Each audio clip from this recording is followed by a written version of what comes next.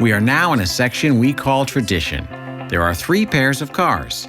Separately, they're not as significant. In pairs, they take on greater meaning. Today, the car company offers cars from the smallest to the largest, and it was the same in the 1930s. When speaking of tradition, we can't forget the logo. The winged arrow in the emblem has been used by the car company since 1925.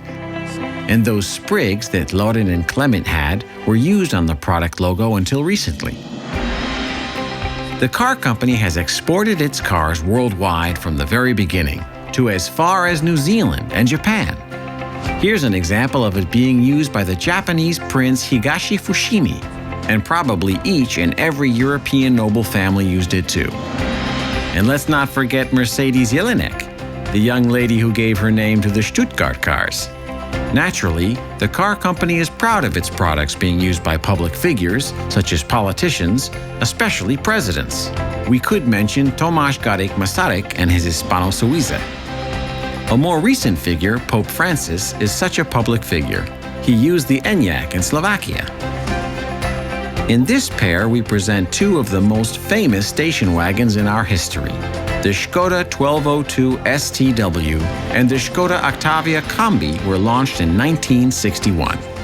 The Czech word kombi is derived from combined body. Originally, in the mid-20s, the body could have been partially transformed. A craftsman would have used it as a pickup truck during the week, and it could have been turned into a limousine for the family weekend. Many items had to be transported in or on the vehicles, such as tools for routine servicing. Things that people got from their grandparents while visiting were often transported. For example, cartons of eggs. Or if the family went on holiday, they needed a roof rack. All of these displays and photographs try to tell the stories of people who have something to do with ŠKODA cars. For example, they were born in one of the cars on the journey to the maternity hospital, like Milan Baros, a popular footballer. The 3rd pair of cars is dedicated to the history of motorsport, which has been an inherent part of our history since 1901. In the display cabinet, there are, for example, the winner's wreaths, race suits, and other small items. I would further like to bring other activities embracing the sporting spirit to your attention, although they lack the competitive or racing elements.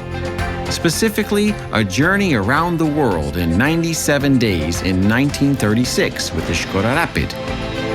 And at the same time, a journey across Africa, again with the ŠKODA Rapid.